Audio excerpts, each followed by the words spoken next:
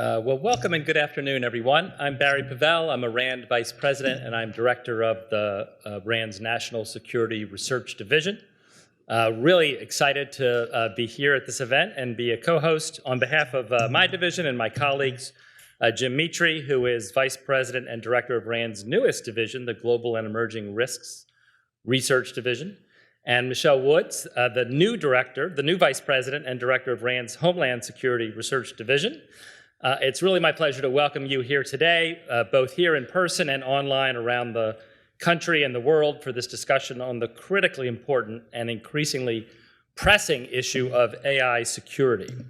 To kick things off, I wanted to just briefly offer some context for this event. Why are we doing this event now, on this topic? Well, here at RAND, we are deeply focused on conducting research and analysis to strengthen U.S. national security and the safety and resilience of our citizens and our communities, and to help ensure that the U.S. retains its competitive advantage in an increasingly fraught geopolitical landscape. We seek to do this by informing U.S. policymakers, allied policymakers, and the public on how best to tackle the most pressing security challenges, both here at home and also around the world. From our vantage point in my division, these kinds of priorities include helping to deter China and Russia to avert a catastrophic great power war, preparing for the dynamic impacts of climate change on geopolitics and military operations, strengthening our alliances, and why we're here today, managing the risks and opportunities posed by emerging technologies. And at the top of our research agenda on emerging technologies is our reason for gathering here, AI security. Given the rapid, dramatic, and unpredictable rate of change of AI capabilities, there's really an urgent need for robust, forward-thinking strategies to ensure the security of AI systems and to safeguard them against bad actors. AI models are already highly commercially valuable, as most of you know, and this is a strong motivation for theft or other malicious activity. And as many national governments have acknowledged, AI models almost certainly, very soon, will be critical for national security as well. While there is still much uncertainty about how AI will continue to unfold, how it might shape our future, one thing seems very clear. Industry and governments alike will need to develop new ways of identifying, evaluating, responding to, and mitigating against a wide variety of AI-enabled challenges and risks. So to this end, it's both an honor and very reassuring to have a highly expert panel here today to help us think through how we can make our critical AI systems more secure. First, Jocelyn Barnhart is a senior research scientist at Google DeepMind, where she works on the governance of emerging technologies. Lisa Einstein is a senior advisor for AI and the executive director of the Cybersecurity Advisory Committee at CISA. In DHS. Dr. Tara Michels is an applied research mathematician, and she is currently serving as the research development and evaluation lead for NSA's new AI Security Center. Sela Novo is a senior information scientist at RAND and director of RAND's Messelson Center, which is dedicated to reducing risks from biological threats and emerging technologies. And moderating the discussion here today, as I mentioned, is my colleague Jim Mitri. I'm also really delighted to welcome Richard Danzig, the 71st Secretary of the Navy, a senior fellow at Johns Hopkins Applied Physics Laboratory, and a trustee at RAND. Richard, thank you so much for joining us today to share your perspective on the emerging field of AI security. One quick note before I hand the podium over to Richard. We're recording this conversation today, and in the coming days, we'll make the video publicly available on rand.org. With that, Richard, the floor is yours. Thank you.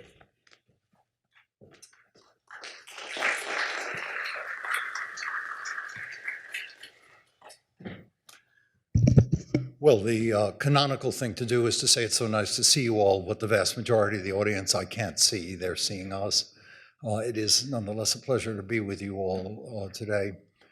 I thought I'd start by noting that a little over 25 years ago, there was a book published, a murder mystery on Los Alamos, called Los Alamos, by Joseph Cannon with a K. It captured a sense in a fictional context of the emphasis on security at Los Alamos, with a murder and all the other kinds of things you would expect in a reasonable novel, and it is a reasonable novel. I mention this because the Manhattan Project is, of course, one of the analogies that's so frequently invoked in the context of thinking about the security of AI models. It's a compelling comparison, and its emphasis on security was exceptional. Leslie Groves, the general famous for running it, really took command of the scientists, even with Oppenheimer and many Nobel Prize winners in their midst, and enforced that kind of emphasis. So the analogy to the Manhattan Project is important, but I think it's useful at the outset of this discussion to note some things that are different from it, even if AI proves to be as formidable and as significant, or indeed even more formidable and more significant than the atomic bomb. I'd just like to mention four and suggest that the panelists may be coming to grips with some of these. One is private power. Los Alamos is obviously a public enterprise kept secret from corporate America, whereas what's developing in artificial intelligence is predominantly a corporate enterprise with imperfect understanding by government. And this fact has been noted by many, and I'm rather confident will come up today in the discussion. I'd suggest, though, that in doing it, it would be useful to not be ahistorical about this. The idea of a private corporate enterprise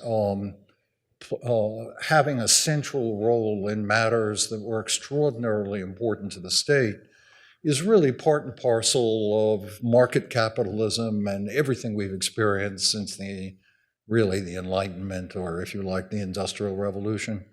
Just as one example, in 1600, Queen Elizabeth I charters the British East India Company, which proceeds essentially to develop the vast swath of territory from South America to Japan as a private enterprise. And the government interacts with it in a variety of ways, but it is fundamentally a power unto itself.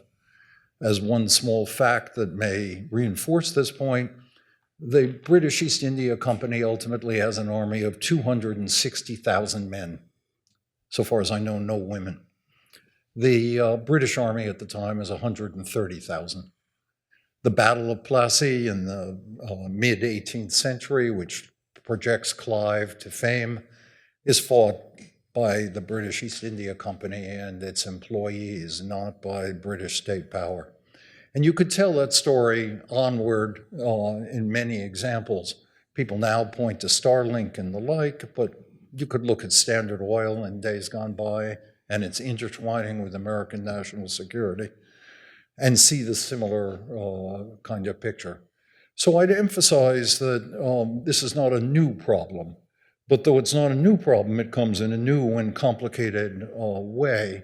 And the complications are in part a consequence of the three other attributes that I think distinguish this system, this situation, from the Manhattan Project.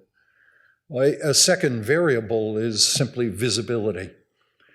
They work to make Los Alamos invisible, whereas the locations of our AI kinds of efforts are remarkably visible.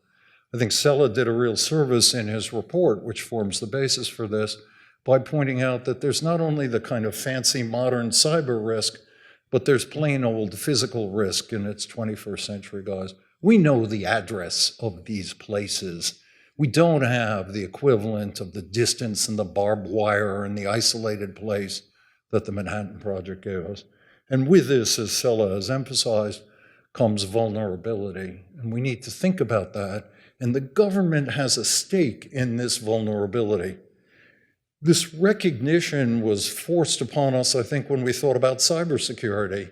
You look at the history of software and of the internet, and you see the dim awareness in the 1990s. I personally lived through it and demonstrated some dimness, where you see risk slighted Then you get, among other things, the famous memorandum of Bill Gates at the beginning of this century saying, hey, we have to attend to security. But government, and I expect Lisa, with her cyber background, will have a lot to say about this in the panel, government recognizes its stake in cybersecurity and begins forcing requirements of reporting and the like.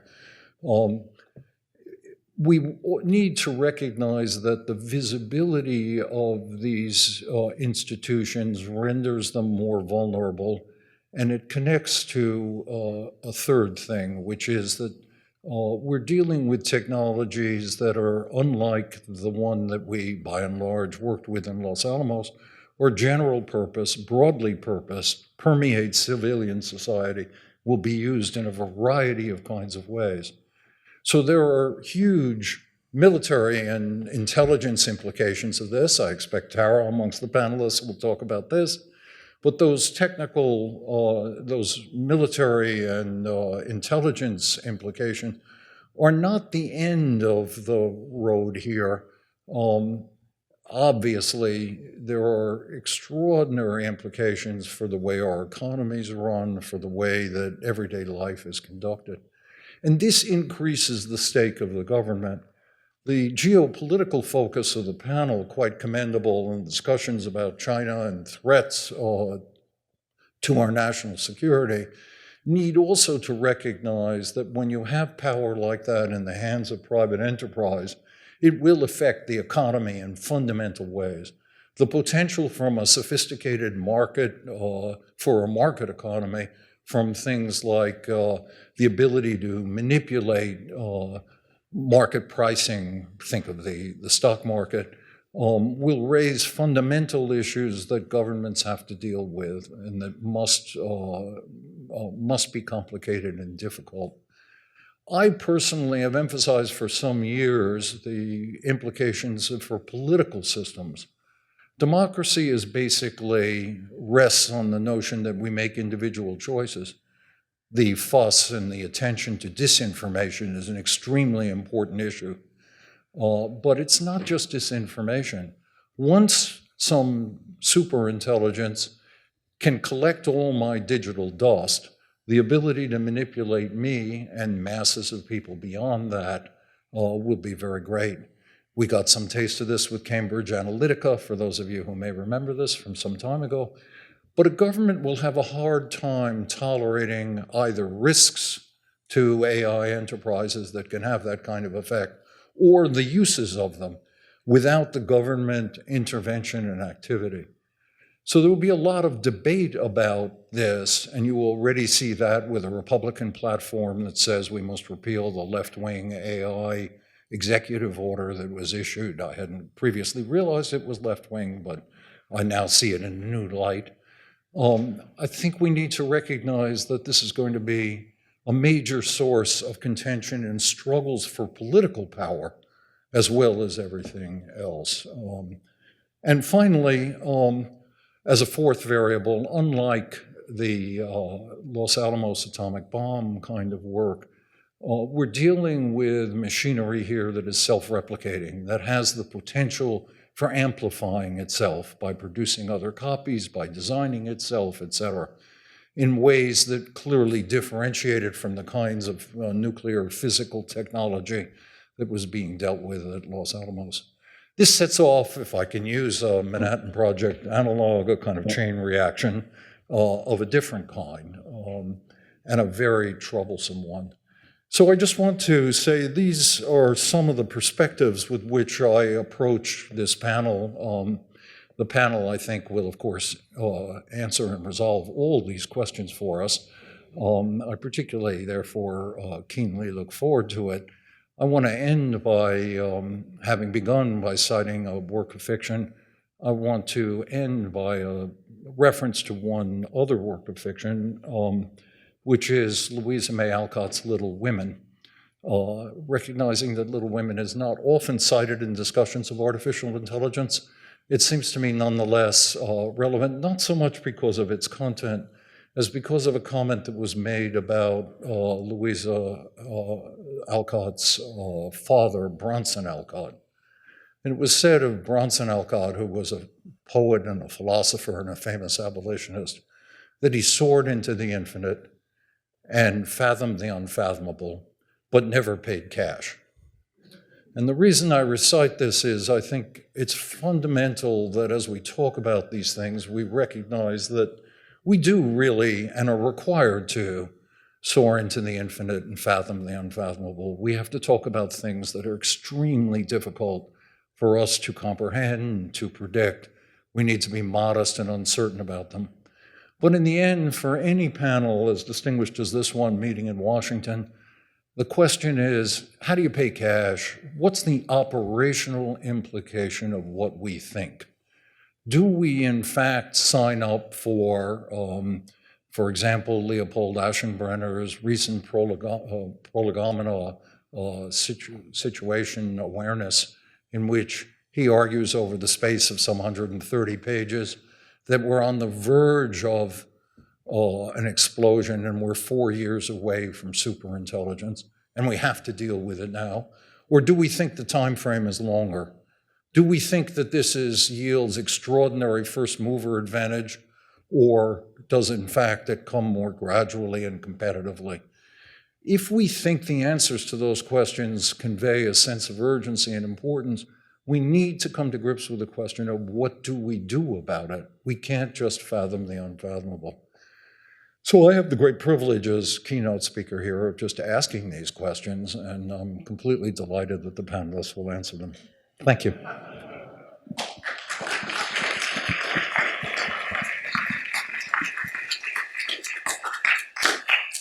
Secretary Danzig, thank you so much for that terrific opening. You put forth not enough questions for just a panel, but for a campaign of research that I think many of us can dig into over the years to come. We're now going to transition to the part where we hear from our expert panelists, and this will be a conversation in 2 stages. So I'll start with some moderated questions up front, and then we'll invite questions from the audience. I just want to remind everybody this is being recorded, and as you think about your questions, please think about how to keep them brief. For folks who are here in the audience, there's the microphones, just you can head on up there. We'll signal when it's time to transition to that stage. And you state your name and affiliation, and then a brief question, please. And for folks who are online, just go ahead and start submitting, and we'll make sure we get to what we can when we get to that portion of the discussion. All right, and I want to pick up on something Secretary Danzig said to help start our conversation here, which is really getting at this question of how formidable and significant might AI systems actually be. There's a lot of discussion and debate around that topic. So Lisa, if you don't mind kicking us off on this, would welcome your views on what ways do you anticipate AI systems most affecting the world? What industries or applications do you think are most important to consider? What AI-enabled threats do you anticipate? And more broadly, why does the security of AI systems matter in this context? Sure, just a few to start us off. Yeah, following Danzig's lead. First of all, thank you so much, Jim. I'm so happy to be here with my friends and fellow panelists. And I want to just set the stage by making sure everyone here knows what CISA does, and I was so glad it was pronounced correctly, thank you. But CISA stands for the Cybersecurity and Infrastructure Security Agency. We love security so much, we put it in the name twice.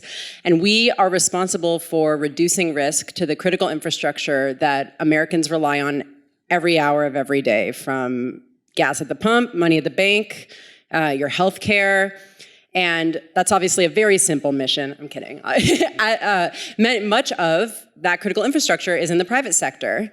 And so at our core, we have to be a partnership agency with critical infrastructure owners and operators as they seek to reduce risk to that critical infrastructure. So now to come to your question. Folks across the world are eager to be using these new tools because we've seen them come into our hands over the last 18 months or so. And we at CISA were tasked with doing risk assessments across critical infrastructure, so 16 sectors, working with our government partners and with our private sector partners to actually assess how are people using it. So this isn't me sort of pontificating. We have data about how critical infrastructure owners and operators are using these new tools, and we are actually required to do this yearly now. This was one of our deliverables in the AI executive order that was mentioned. And what we've learned from those evaluations, which you can read about in a very well-written, because of the support of my amazing intern Divjot, who is here in the audience today, and many, many, many other people across CISA, you can read about the ways that critical infrastructure owners and operators are already using these tools. Many people are using them to augment processes that were already partially automated. Many people are relying on predictive tools more than large language models and generative models right now. We anticipate that changing over time. This evaluation was due early this year, so obviously people are getting more comfortable with these new tools. And there's large-scale optimism and also fear. So people are really excited about the ways this is going to help automate business processes, keep people focused on the parts of their jobs that they can be most impactful as a human for, but they're also scared about the ways that these will empower malicious actors to either take advantages of unique vulnerabilities in AI tools or use those tools to amplify what they were going to do anyway. Terrific. Thanks, Lisa. And Jocelyn, I'd like to invite you to provide an industry perspective on this. What do you anticipate as AI systems impact on the world and ways in which we should be thinking about where it's going? Right. So I think internally we think about this. There's the near term it's inevitably going to make things faster, information processing faster. We're going to eventually or sooner than later, connect these information machines to other systems. And so we're going to be embedding them in a lot of critical infrastructure. And I think, in terms of one of your initial questions, I think that in the near term, we can think about information and process heavy industries really being potentially more disrupted in the near term. Within Google, I sit within the Frontier Safety and Governance team, and our remit is to think about potential risks that are on the horizon and to think about how we should prepare and mitigate for those. And so when we think about, what could be among some of these emergent risks, we are definitely thinking about some things about social and political risks related to persuasion and manipulation, those that Richard mentioned at the outset. We're thinking about, threats to public welfare and infrastructure that might be presented by things like CBRN and cyber capabilities. And then we also are thinking about ways to assess for the potential of misalignment as systems become increasingly autonomous and develop their own and essentially are endowed with increasing agency. How do we ensure that developer intention is actually represented within the output of our models? And beyond that, how do we account for the possibility, again, as Richard mentioned, of the self-replication and the ability of ML systems to essentially engage in R&D themselves? And so, I can speak more perhaps throughout, but I think that we are doing quite a bit internally and across as an industry to start thinking about the appropriate evaluation techniques for these things, and then to start assigning the relevant levels of security that we should attach to potential threats, to potential risks that our models pose. And so much as RAND's kind of 5 levels of security, I think this is similar to how we think about this internally, that as these potential capabilities become more powerful, we need to prepare for emergent risks. It could be also more powerful and therefore attach higher levels of security to those particular model weights to ensure that those capabilities are not misused. Tara, Sela, let's transition to the issue of AI security more concretely. Help us baseline a little bit on the issue. How secure are not just Frontier, but AI systems today? And are there any particular adversary approaches or concrete risks that you're worried about? Are there any you think people are not sufficiently prepared for? I guess I can start with this. So, yeah, that's a tall question, but I would say that one of the things that sometimes gets lost is considering threat models and use cases within a system. Additionally, systems that rely on, that are built with the output of one model into the input of the next, where without a human in the loop, so over and over reliance on the AI system to do as expected. Additionally, this, as has already been mentioned, the speed and sophistication and scale at which some of these attacks can be accomplished. I believe, this is basically, it lowers the barrier to entry to certain aspects of technology, such as cyber threats and many others. So, I think the industry needs to consider the entire supply chain, build in the, security from the outset. So security by design. And I think this takes everybody, government, industry, private sector, national labs, corporations like RAND, to look at this from different perspectives and angles and consider the entire system in a holistic manner. So, I'll let Sel. Yeah, just a few. I totally agree with that. I just add maybe a few other things that I'm concerned about. So in addition to kind of maybe attack vectors that are AI specific that people could abuse, there's still, the whole world of classic cybersecurity, which applies to AI systems as much as it does to everything else. And before I give some concrete examples, just want to say, I think Richard very kindly referred to our report as Sella's report, but I just want to say thank you to all the co-authors on the report at RAND and Pattern Labs, and even more so thank you to the dozens of security experts that kind of helped us find these conclusions, including our panel members. So thank you very much for that. So just to highlight maybe a few things that came up there. I mean, one classic and famous challenge in cybersecurity is managing the security of the whole supply chain, software supply chain, hardware supply chain. Nowadays, every company, in addition to having to secure every component of their own system, have literally thousands of other pieces of infrastructure that they're building upon, and that is just an enormous challenge that we're making progress on. There's new standards, but I think there's still a huge challenge there. I think one of the maybe threats that we saw higher variance among industry on how people were thinking about it and how much awareness they had was on the more human intelligence side. I think the cyber intelligence side it's technological, it's sexy, there's a whole academic domain there, and so a lot of it is out in the open. But when you talk about human intelligence, bribes, extortion, things like that, insider threats, a lot of that doesn't have that same visibility, and so there's a lot more variance. And when people are unaware, it's a lot easier to get that wrong. And maybe I'll add one last thing, which I think was a really interesting interaction when we discussed with a lot of experts on kind of different ways that malicious actors might be able to get into the labs, is what we end up naming malicious placement of portable devices. I think we all in this room, I assume, know that if you find a random USB stick, you should not plug it into your system. I hope everyone knows that. Nonetheless, invariably, if you can try this at home, you'll go to jail. But if you put a bunch of USB sticks in the parking lot of a company, invariably someone will plug one of those USB sticks in to check what it is and who it belongs to. Now that's the part that's the kind of battle we're fighting, but the attackers are already beyond that.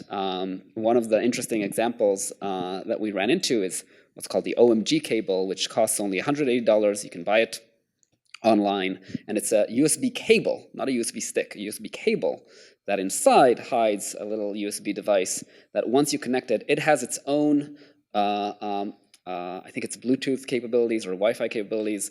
Once you plug it in, it can take control of your computer and start a connection. Even if your computer is air-gapped, start a connection with the attacker and be remotely controlled. And I think there's very few people these days that seeing a cable in the office would worry about using that cable. So those are maybe a few examples of things that I think we're kind of still trying to catch up on, across the industry. Excellent, thank you both. Jocelyn, let's go back to you and get a little bit more of an industry view on this issue. Tara and Sela outlined a few specific types of challenges to consider, but there's a broad range of challenges in securing these models, but also just with the safety inherent in them. I'd love to get a sense, any perspective you can share on how you think about determining the right type and level of security to provide based on some of the risks that you anticipate. Yeah, so this is something we are actively thinking about within our Frontier Safety Framework, which is Google's version of a responsible scaling protocol. And these are attempts to match the evaluation for particular dangerous capabilities or harmful capabilities with certain mitigations. So how do we arrive at both the types of capabilities that we are most concerned about? How do we effectively evaluate whether or not our models possess those capabilities? And then what do we do about it? So I think at this point, we are considering both safety and security mitigations. Are there certain approaches that we take in terms of filters and safety applications, safety tuning that we can do on the models?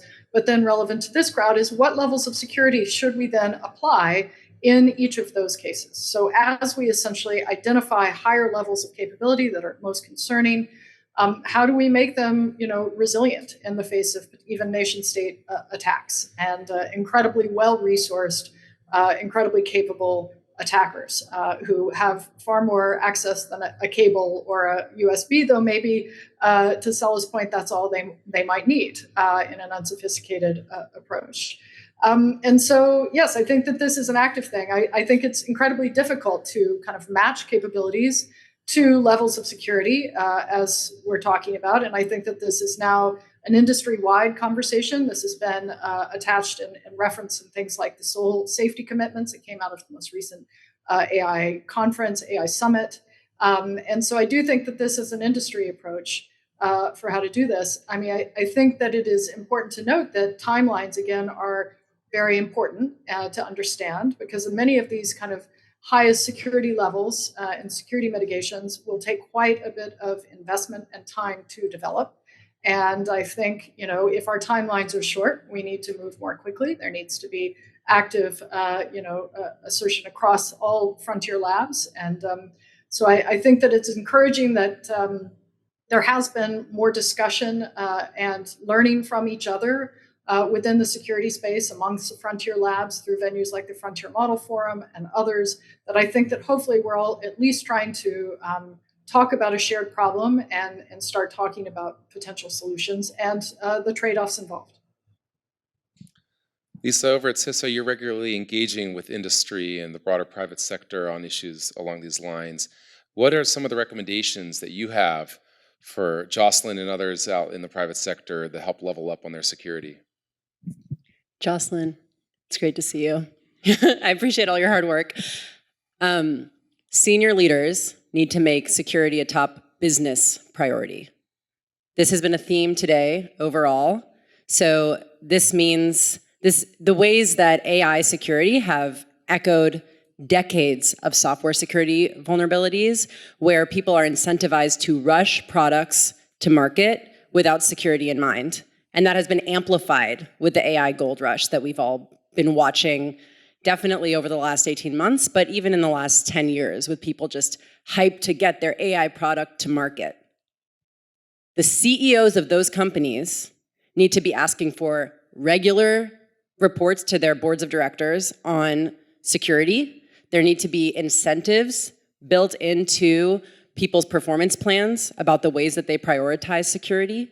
And there are many more things I could say, but this needs to be a business priority. It's not, as we have heard across this panel, some of the technical mitigations are not so complex.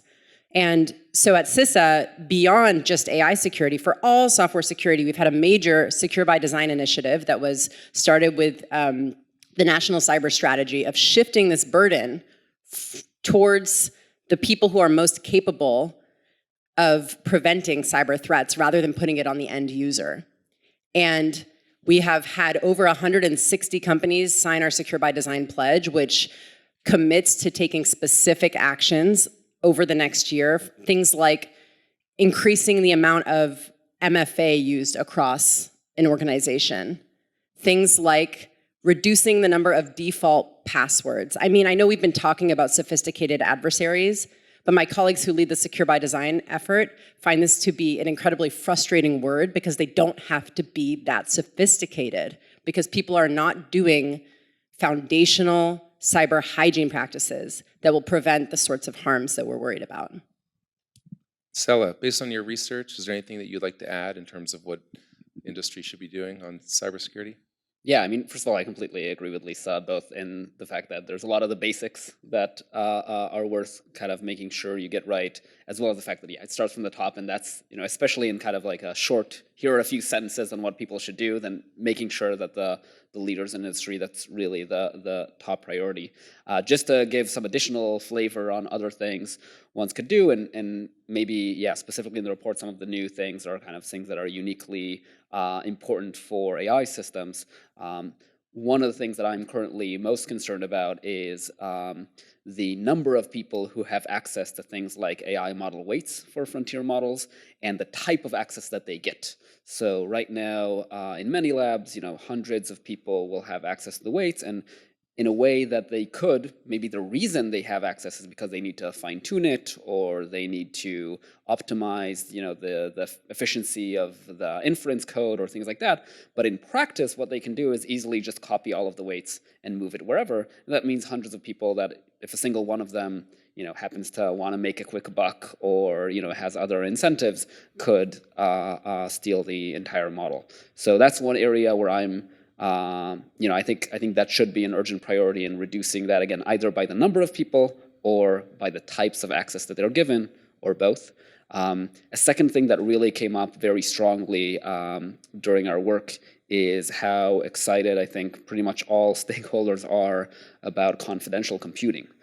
So confidential computing is broadly a way of using both hardware and encryption to make sure that at no point, not even while the model weights are being used, can someone access the unencrypted weights. And there's, you know, we're very close, that technology is very close to prime time. It's not entirely ready yet, but, you know, latest GPUs like H100s have support for GPU confidential computing. And so that's something that would really both help plug a few holes that we're already aware of in securing this IP, and also just reduce the attack surface quite significantly. The number of different ways that an attacker could potentially undermine a system is really reduced when you use that. So that's another, I think, like urgent action that is really high priority in my mind. Tara and Jocelyn, I'm going to turn to you for the next question.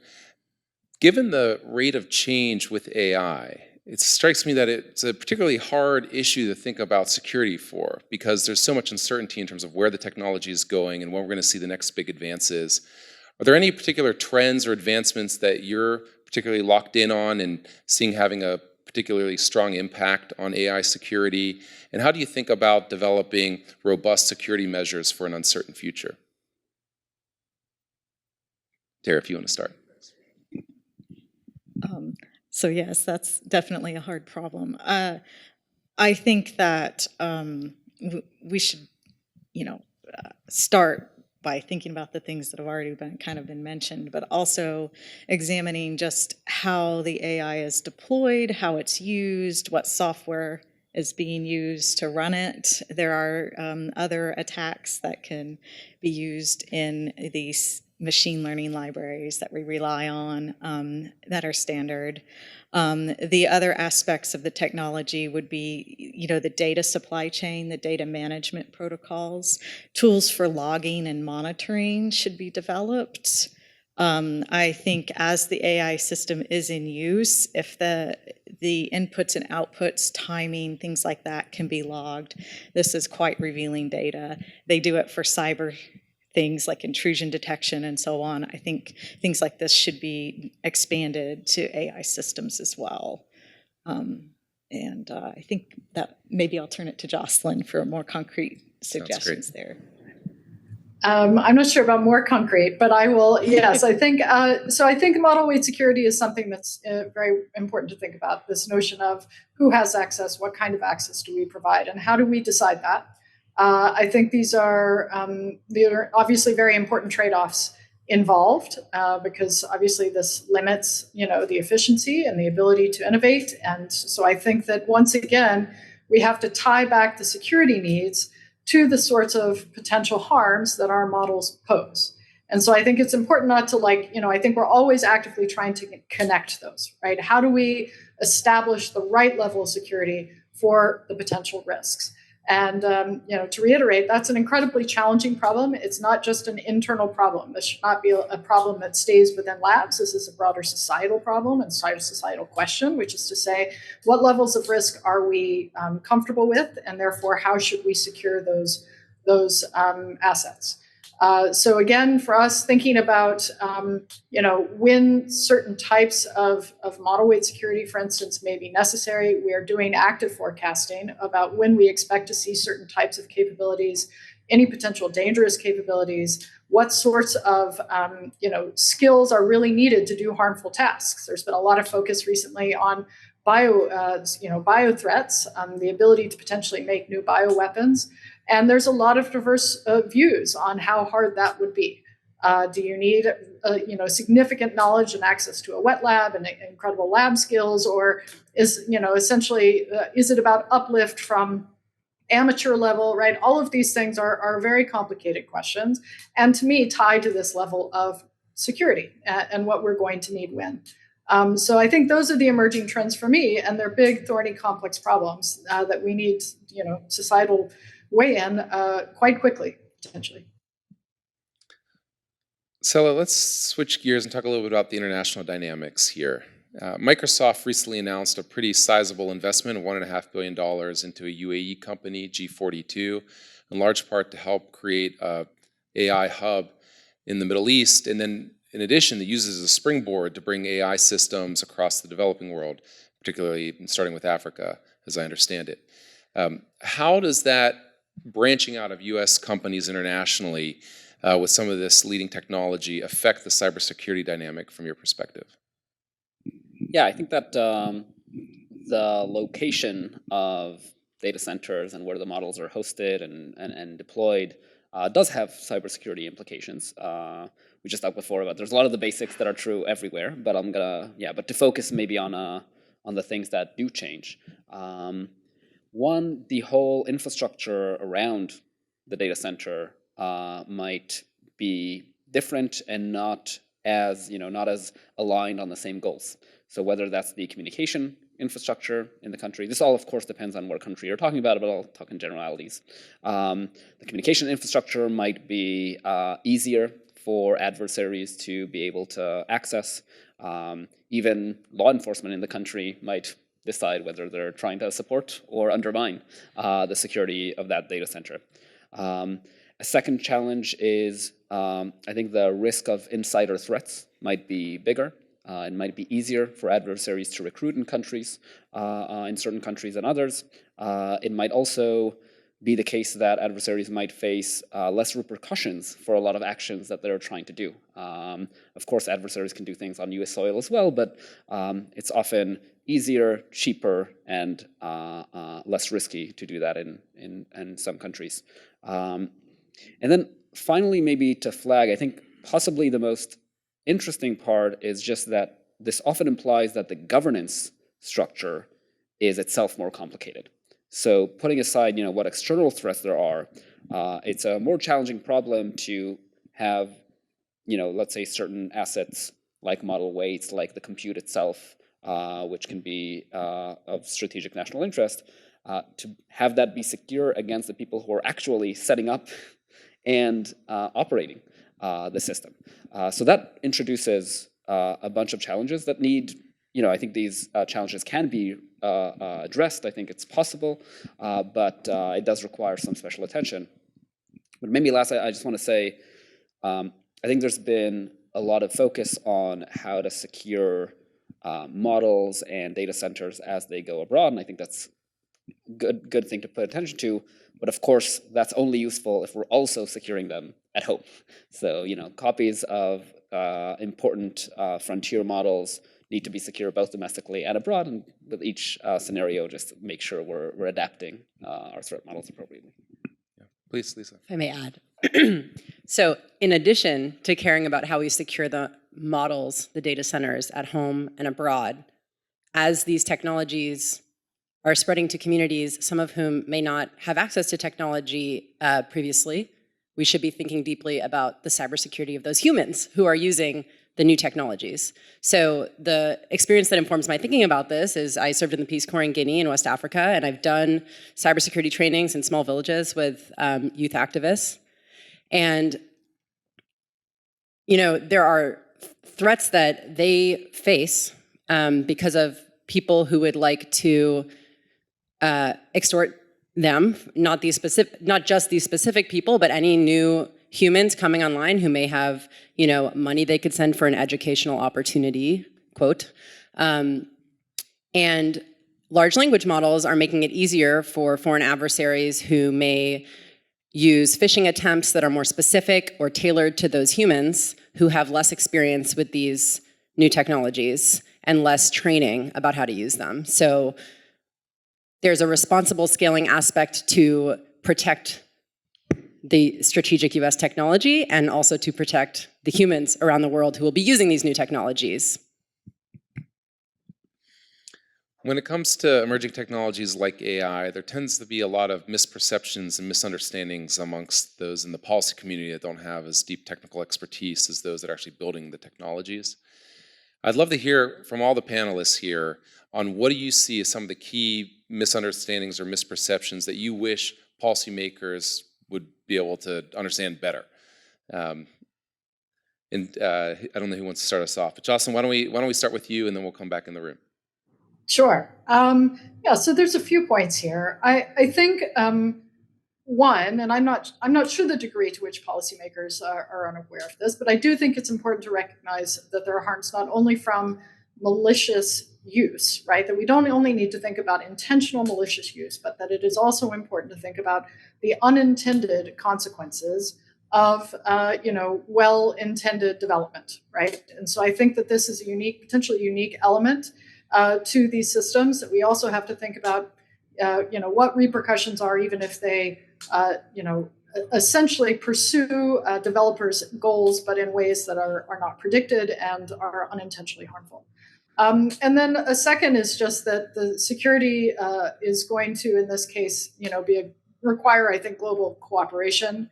That like unilateral security is likely to be insufficient, just because of this is going to be essentially a global effort to make sure that incredibly powerful models, don't get into the wrong hands, or that if it does, that the repercussions of whatever misuse do not carry across borders. So I do think that aiming towards international standards for appropriate practice is going to be very important in this area. Great. Tara? I would just say that, these things aren't magic. So an understanding of how they work, at least at some fundamental level. I'm not saying that there's no one that understands that, but just that, the idea that we can understand how these work, the explainability, the safety, things like that, should be sought to be understood. That the other aspect I would like to add is that other countries might have different regulations. And so as the US sets their policies and makes their determinations, we don't want to stifle innovation going forward. We also want to consider where we land in that space. That's kind of what concerns me the most, honestly, because as other countries have their own standards or don't with regard to data privacy and things like that, how are we going to move forward in that space? Great. So.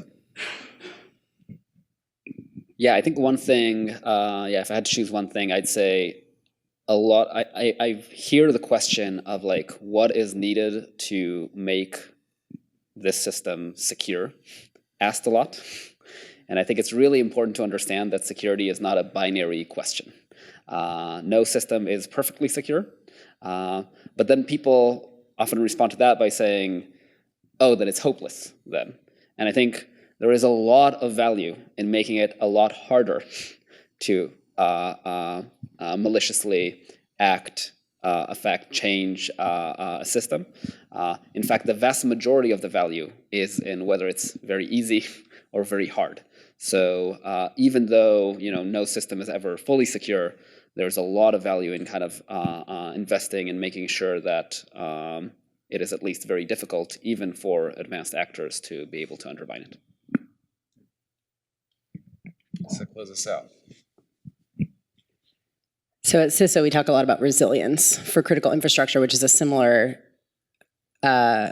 challenge. Given the nature of the threats that we face in the US, we are never going to be fully secure. But what really matters is how quickly we can bounce back from various disruptions. So I appreciate what you said there. I also appreciate that AI is not magic. This is such a good panel. I'm learning and I'm really enjoying spending time with all of you. But the one thing that I wish people would take into mind more often is that these AI systems are used in the context of the people and systems and society, and that we have an opportunity to shape them. And some of the things that we are asking of AI systems, like that they be reliable, like that they be transparent, explainable, humans are not that good at these things either. And we're asking for computers to do things that we ourselves are famously struggle to do. And so I think I would wish that all policymakers and researchers looked deep into ourselves and asked how we can better exhibit some of the things we are asking of AI systems and then shape them to act in that way as well. Excellent. Okay, we're going to transition to the open Q&A. So if you've got questions here, just come on up to the mic. I'll start with one of the ones that came in online. And this one is actually for, Sal, you provided some examples here, but there's folks online who are interested in a few more specific examples of the types of AI attacks that we're seeing. And I open this up to anybody on the panel, both in the private and public sectors. What are some of the AI attacks that are particularly troubling to you or that you're starting to see a lot of? Yeah, so a few things. I interpret the word AI attacks to be like AI-specific attacks, maybe not the standard cyber attacks. So I think a few that are interesting are kind of like model extraction attacks. So different kind of special ways by interacting with the model, being able to get it out. The classic one that already exists, and I think labs have been seeing these, detecting these, and trying to stop these, are distillation attacks, where you just query the model a lot and then train another model on the outputs, and then it can kind of perform somewhat reasonable. Another version that we discuss in the report, but is I think less mature today, is literally try to calculate the original weights of the model. That's maybe a more challenging one, but might be possible in the future. So I think those are a couple that are particularly interesting. I appreciate that answer, and I'll just add that increased sophistication of phishing attacks is a very non-trivial problem. And a lot of cyber incidents begin with a phishing attempt, and they are much better now.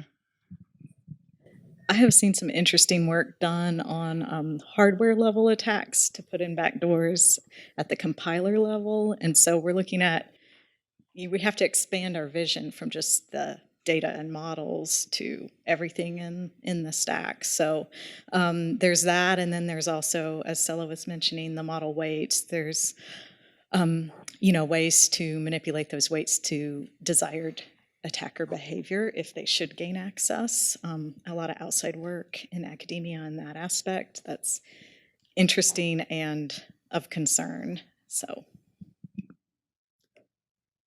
Jocelyn, anything to add to this one?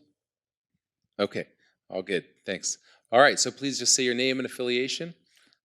Charles Yarbrough, Johns Hopkins. I'm a student.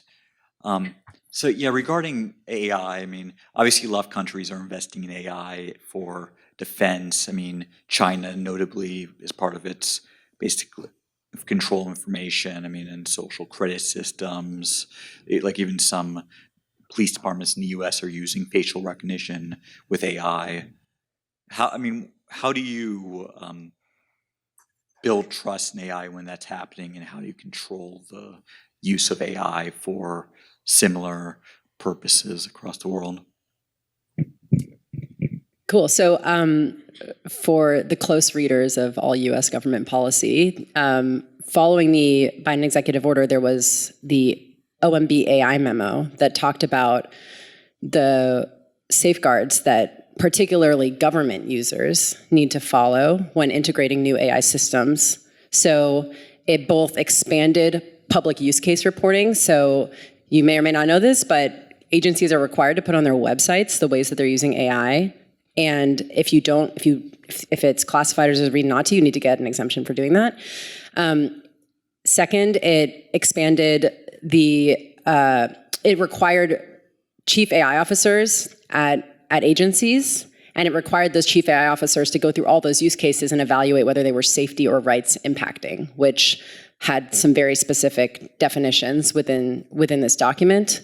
And so I am optimistic about the approach that the Biden administration is taking to govern these technologies so that as we use them, which is actually quite important because our adversaries are using them to get faster at the things that they want to do harm, and we have to get faster at doing the things we want to do to protect American citizens from harm. There are very extensive efforts across the government right now to institute AI governance practices that can make you feel really good about the fact that we're doing that. Thank you. Okay, sir.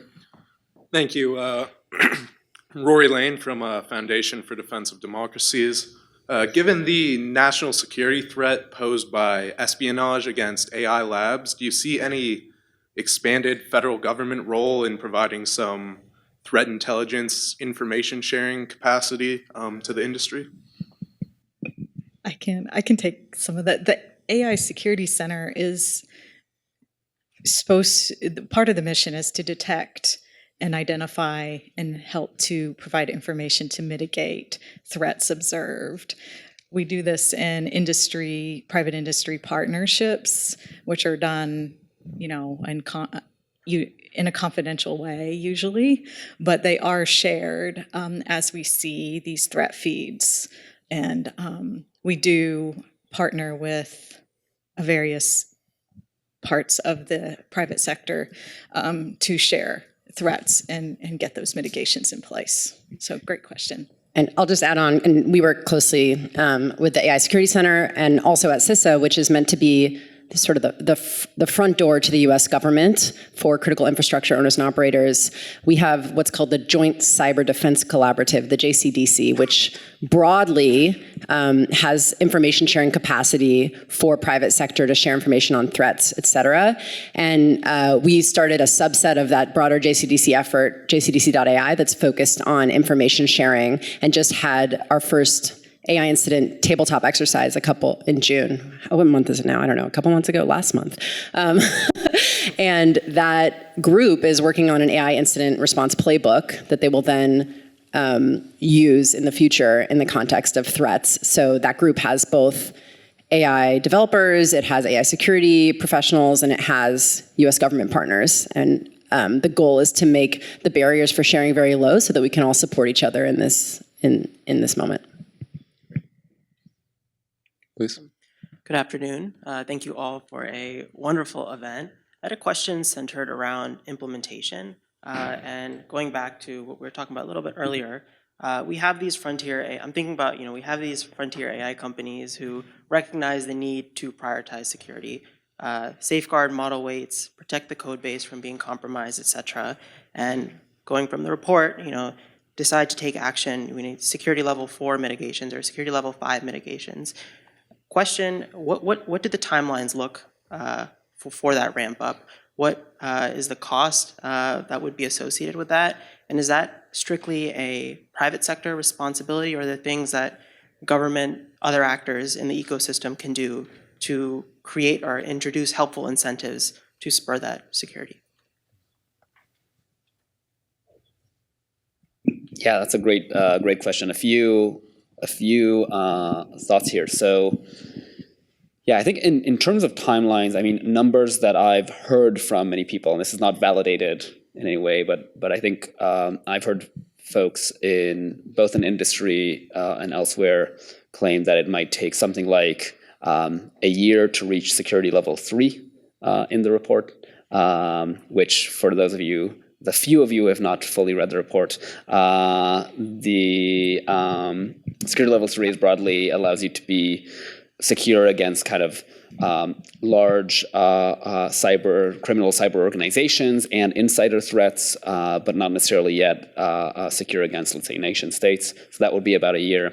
I've heard numbers around something like 2-3 years of very concentrated effort to reach security level 4, which broadly would secure you against most nation states, but not the most well-resourced operations of highly capable nation states. And then everyone is confused about how long it'll take to reach security level 5, because that requires a lot of novel research and development, and so there's a lot of really open questions about that, but you can assume it's longer than security level 4. In terms of whether the government has an opportunity, I'll share my thoughts here and would appreciate others as well, but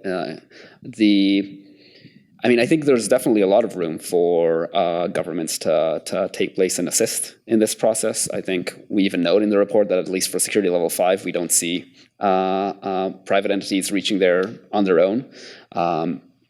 Tara's already talked about information sharing, which I think is a really, really important component, Tara and Lisa. I think there's other things. I'd be very excited to see government helping with red teaming exercises. Government has a lot of capabilities that are hard to find in industry, and so that would be very exciting to me. I think there's a lot that could be done to help advance the state of the art in this space. There's kind of DARPA could be well placed to really advance the state of the art and help us reach a kind of a leap in the ability to secure hardware and other challenges there. So I think there's a lot I'd be very excited to see happen, but yeah. Yeah, just 2 quick things. First of all, it sounds like DivJot definitely read the full report, so in the way the question was framed. On red teaming, I just want to make sure for this audience that it's really clear that at CISA, where we do red teams of private sector companies, public sector, we think it's really important to think about red teaming in the context of people, processes, and technology. And this was represented in your report in the way you talked about physical security, insider threat, et cetera. And often when people talk about red teaming in the context of AI security, they think about the narrow framing of prompt hacking that we can imagine, putting a malicious prompt into a large language model so that it does something you weren't expecting, which is an important part of red teaming. But if you were only to evaluate a model in a silo like that, you would not assess it for the whole range of threats that we've already been talking about on this panel. Wait, Lisa, one just quick follow-up on that. Given the spectrum of ways in which you want to evaluate these systems, how mature do you feel like the field is at this stage? I think that for cybersecurity red teaming, it is quite mature.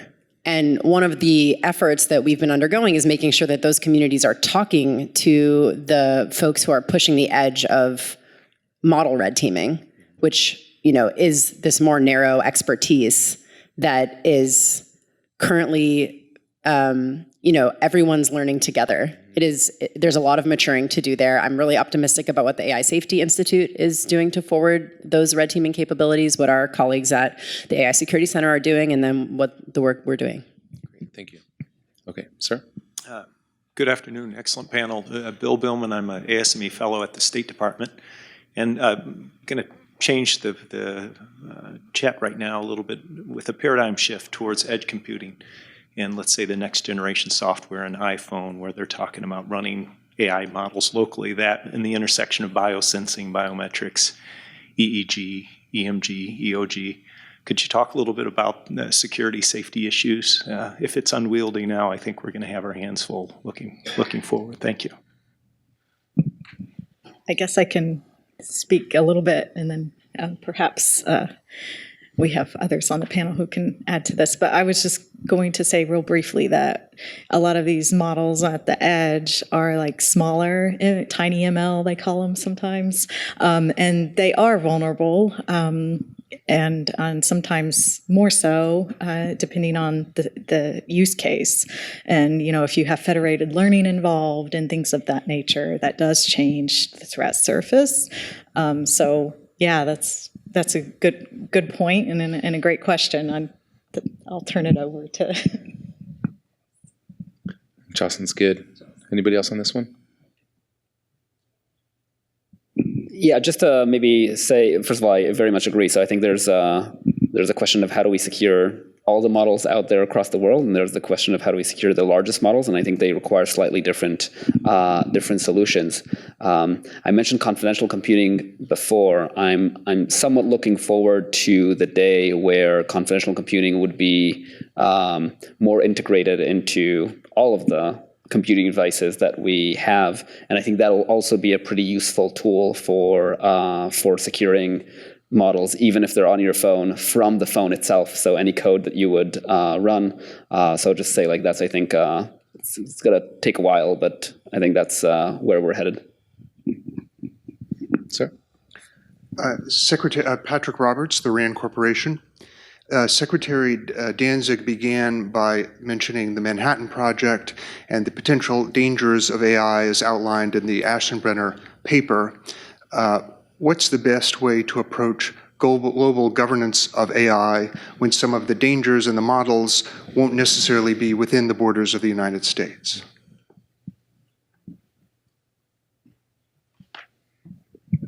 Well, many of those conversations are beginning and have begun. So I was at the Bletchley AI Safety Summit along with the director of our agency, where leaders across the globe came together to begin discussions of this ever-evolving challenge. And there have been follow-up conversations in Seoul, as was mentioned, and will be again in Paris.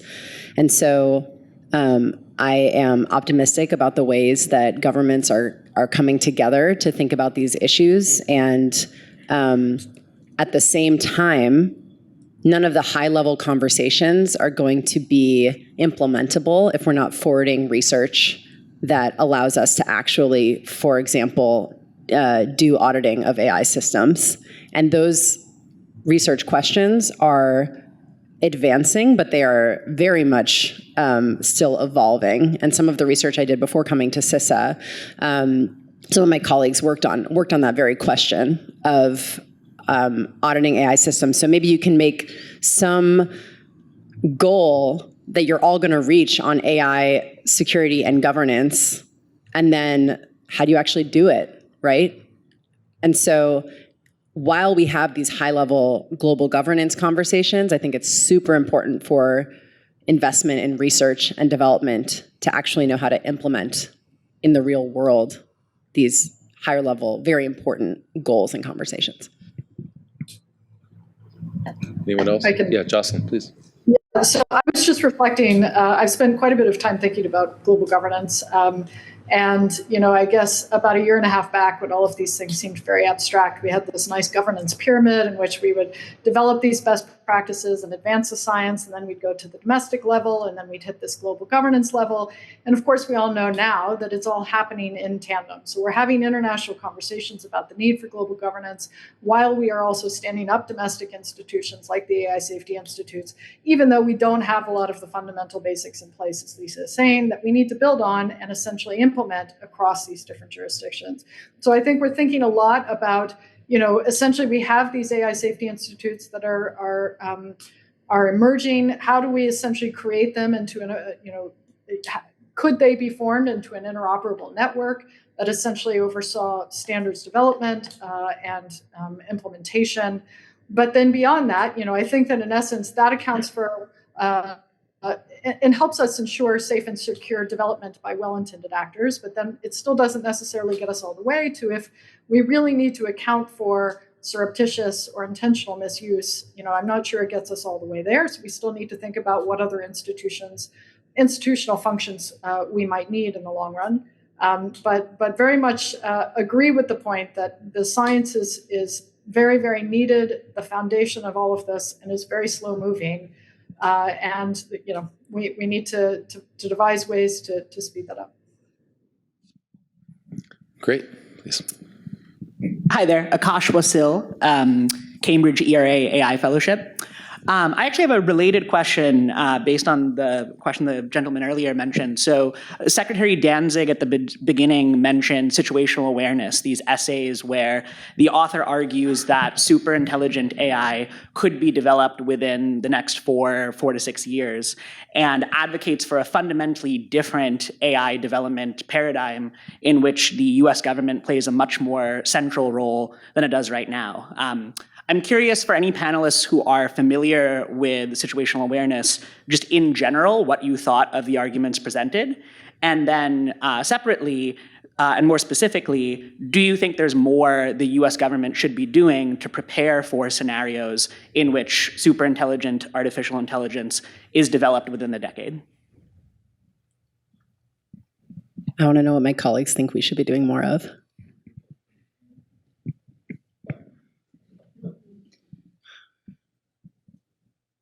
I mean, I think that, I think there's I'd be excited to see a lot more work in this space. I think that, as they say, forecasting is hard, especially about the future. I think that I have more uncertainties about exactly what will happen and at what timelines than I think Leopold does in those papers. But I do think that he and others present a shockingly not unrealistic picture. What 2 years ago felt to me as completely implausible feels less implausible to me now.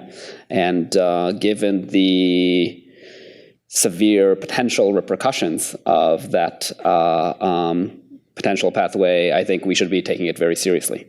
So, I mean, the number one thing that I think myself and others on this panel have been working on is, okay, how do we keep these systems secure? We now have 2 questions around governance.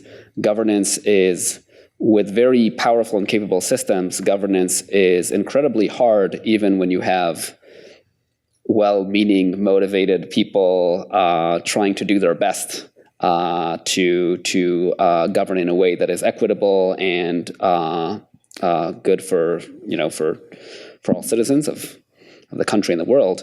I think it is an impossible challenge if there is no ability to prevent even the most malicious actors from abusing these systems.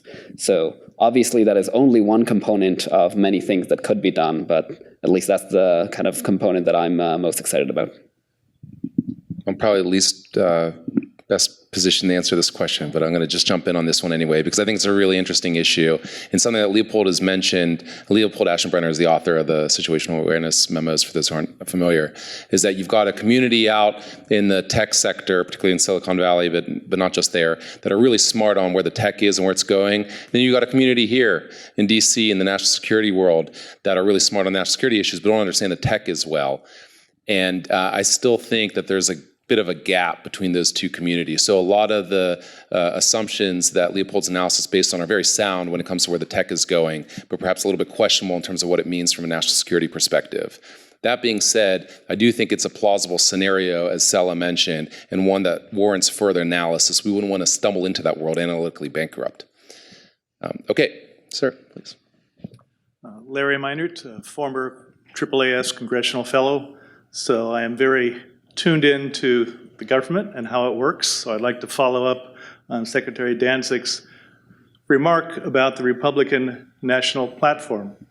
Okay, and for those of you who aren't following politics, there is one political party that is actively trying to prevent the government from doing exactly what you're talking about, aided by a Supreme Court that is saying that federal agencies no longer should have agency. And you have an executive order that was previously done by the previous president, and he said he's going to do it again in terms of taking away the civil service, basically the political accountability of civil servants.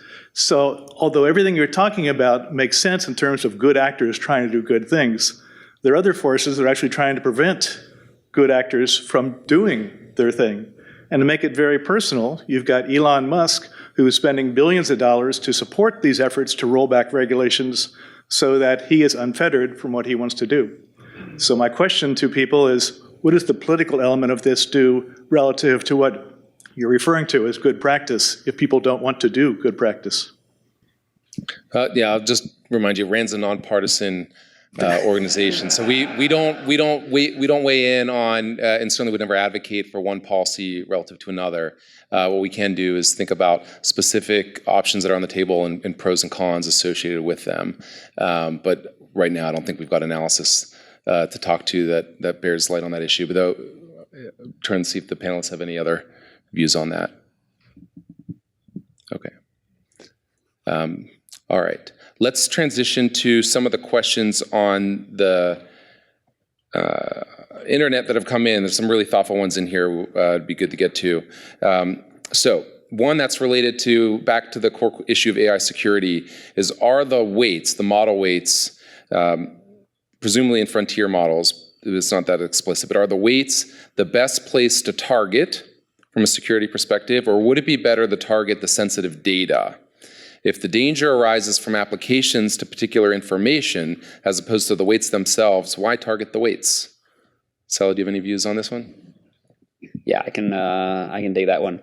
So I think AI systems have a lot of different components, and the correct answer is to secure all of them. So and that includes the weights, that includes the data, that includes the algorithmic insights and the code base and the architecture, that includes the APIs that allow for their use, and so they could be abused even without stealing anything, and other components as well. So yeah, I think it's like, it can be an intellectually interesting discussion to prioritize and things like that, but I really don't want this to be misconstrued as saying like this is the only thing that matters, or so on. Within that context, I do think there are several things that make weights very important to secure. The weights are a culmination of a lot of different components and a lot of different hurdles that one would need to go through to be able to create such a model. Specifically, if you don't have access to the weights, there's, among other things, but three really costly things that you need. One is the data. So if you steal the data, you're on your way, but data alone is not enough to create a capable model. The most recent kind of frontier models use more than 10 trillion tokens of data to train. So that's really huge amounts of data. The second is the compute needed to actually train the model. Recent frontier models cost hundreds of millions of dollars to train, and that's only rising. And then the third thing you'd need is, of course, the algorithmic insights to be able to do that compute efficiently, use that compute efficiently, and that often requires having kind of top global talent, which in some ways might be even more expensive than the two things we just discussed. If you do have the weights, though, that gives you a shortcut to being able to use the model however you want. We all know that you can train away any guardrails that have been put in place once you have access to them. You still need other things. So for example, you still need inference compute, but that is trivial relative to what we just talked about. So for example, now in frontier models, it costs about half a cent to do inference on 1,000 tokens, or something like 700 words. Okay, so you need more than 700 words to do very interesting things, but still, these are trivial amount of costs relative to what you need without the weights. You also, of course, also need the code and the architecture and things like that. But if you have access to the weights are usually easier to secure than the code base. And so if you manage to get into the weights, likely you've managed to get into the code base. And even if you haven't, often you can infer the structure, the architecture from the weights, not always, but often. And so again, among many different things that are worth securing, there is this kind of really significant shortcut where you could get the data and the compute and the talent or the insights, but if you just get the weights, you kind of bypass all of them. So that's why we're at least particularly, not exclusively, but particularly concerned about the security of the weights themselves. Great. Anybody else?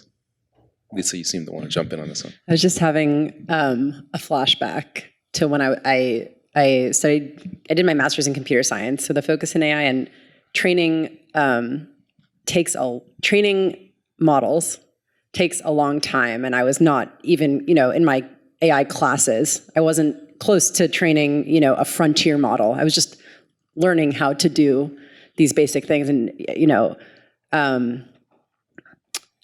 as you talked about removing those hurdles, I was just thinking about how grateful I would have been to have some of those removed when I was taking my classes, but I did it all the right way. Okay, next question from the internet. Other than LLMs, what kind of sibling emerging technologies are the most relevant right now or in the near future in the advancement of AI security? Could it be reinforcement learning, neurosymbolic modalities, quantum, cognitive?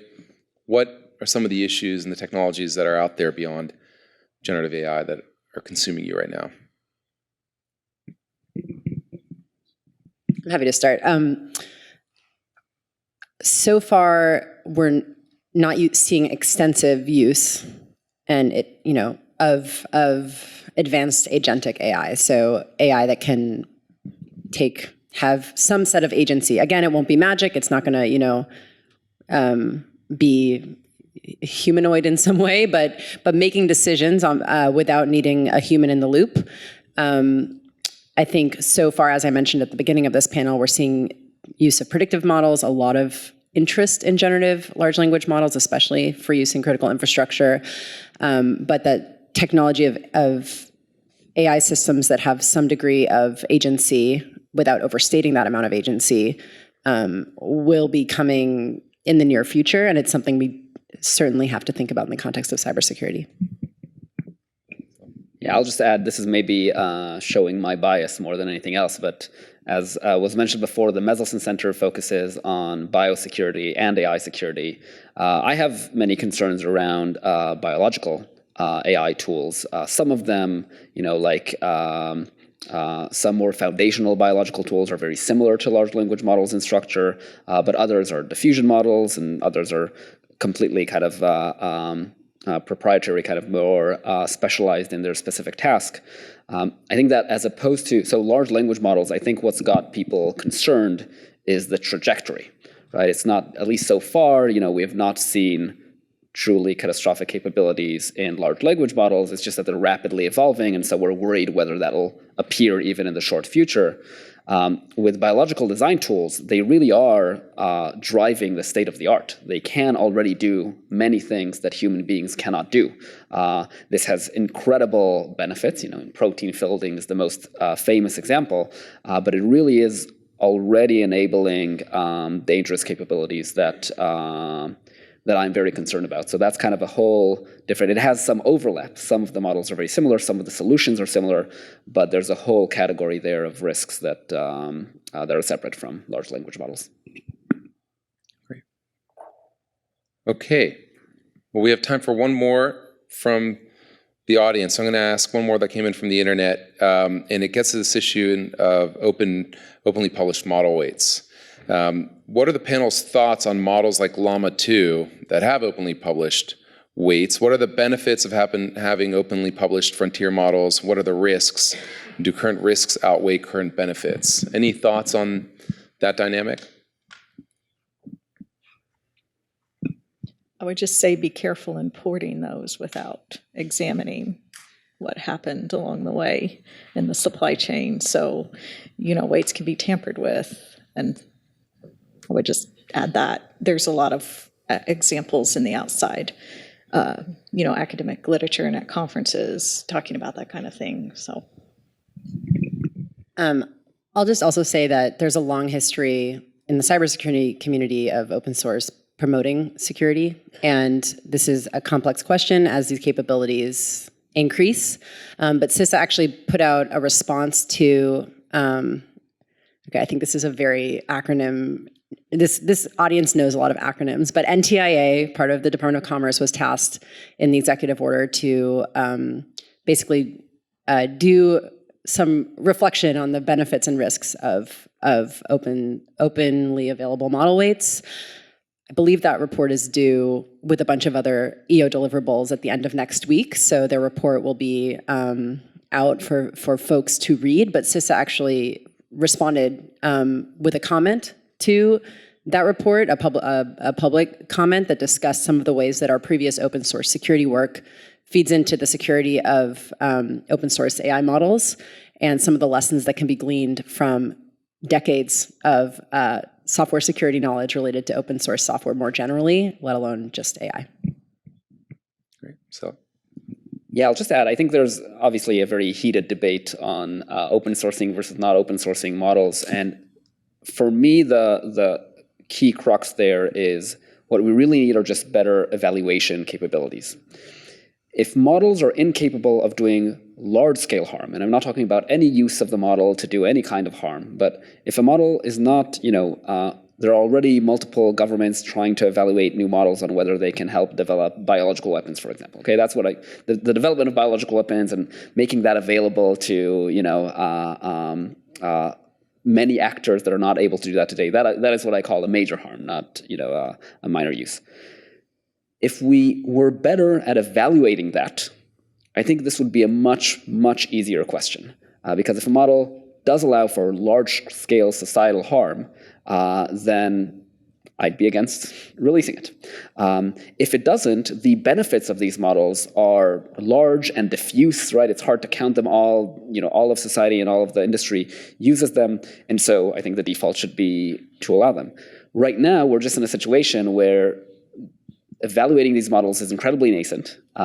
We don't know how to look for what they can do and how to do this in a way that's sufficiently robust that, day after when you release it to, several billion human beings, you want to know if any of them will succeed at what you failed. That's a hard question. But I will say I think this is a place where already multiple governments and many key actors in the industry are already motivated on this and are working very hard. So I really do think that, for example, in a year from now, we will be in a much, much better place than we are right now. Excellent. Okay, well, I want to thank the panelists, Lisa, Tara, Sela, and a particularly heartfelt thank you to Jocelyn, who probably didn't even know about this event this morning when she woke up, but came in, the pinch hit. And so thanks for joining us and sharing your expertise. That was a terrific exchange. Thank you.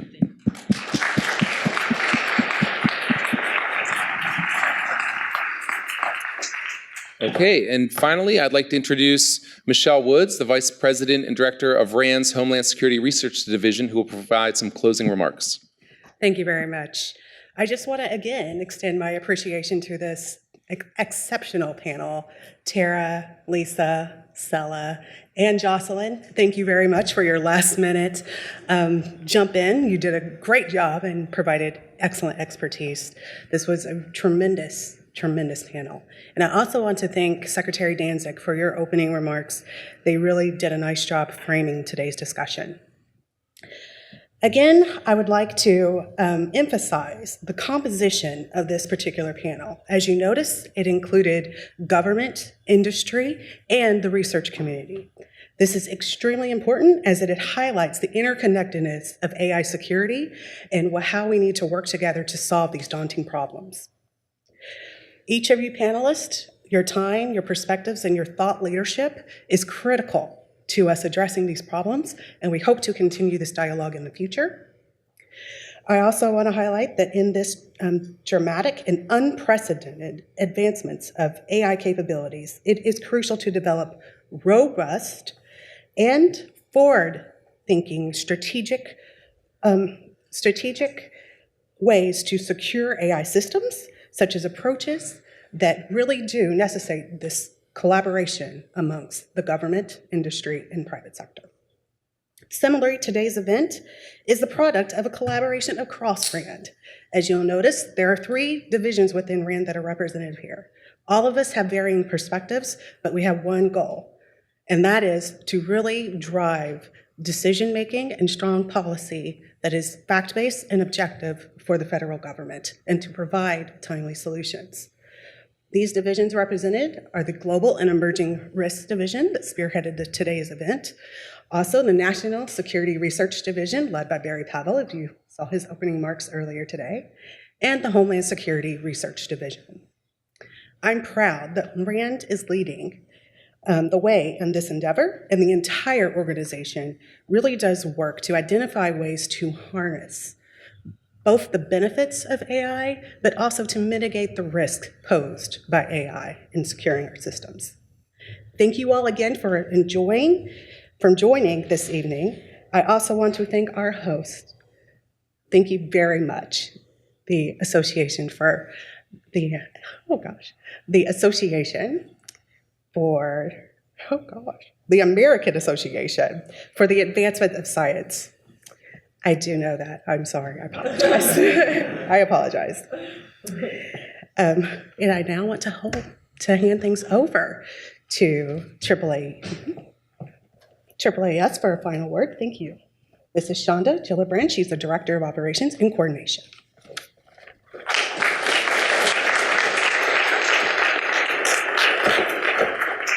Thank you, Michelle. And I'll just say, I've only been with AAAS, and it's easier to just say AAAS, since January. So I'm still working on it as well. And I also recognize, I think I'm the only thing standing between you and a reception, so I will keep this brief. But I just wanted to say, on behalf of AAAS and the Science and Technology Policy Fellowships Program, thank you all so much for joining today. This is such an important and timely event. And we're so pleased that RAND thought of AAAS to include us in hosting this gathering. The Science and Technology Policy Fellowships Program recently celebrated its 50th anniversary. So it has long been committed to ensuring that policymakers in all three branches of government have the technical expertise they need to shape policy. As we've just heard, the speed at which AI capabilities are rapidly changing and advancing are happening so fast. So last year, realizing that Congress did not have the built-in resource to receive reliable tech information, AAAS launched its first inaugural rapid response AI cohort as a way to fill this knowledge gap and provide congressional offices and committee offices with highly qualified scientists and engineers with AI backgrounds as in-house experts. And so those 6 fellows have spent the last year shaping conversations around a diverse array of topics that are impacted by AI: national security, healthcare, financial systems. I am thrilled to share that AAAS will place 6 more AI cohort fellows this September. And we'll also place our first Rapid Response AI Fellow in the executive branch at the Veterans Affairs Office. So that's really exciting. Lastly, I will mention that SDPF is currently accepting applications for its core program through November 1st. These are year-long fellowships that will start next September 2025 in all 3 branches of government. We welcome scientists and engineers who want to share their expertise in public service while learning about how policy is shaped. And I know we've got some alums in the audience. I'm happy to chat about this. Perhaps this resonates with some of you. You might be interested. Would encourage you to check out our website at AAAS.org/SDPF. And thank you very much for spreading the word on that as well. So thank you very much again to RAND for organizing this insightful event and including AAAS. We encourage you to stay connected with both AAAS and RAND for more on AI and other science policy issues. Thank you.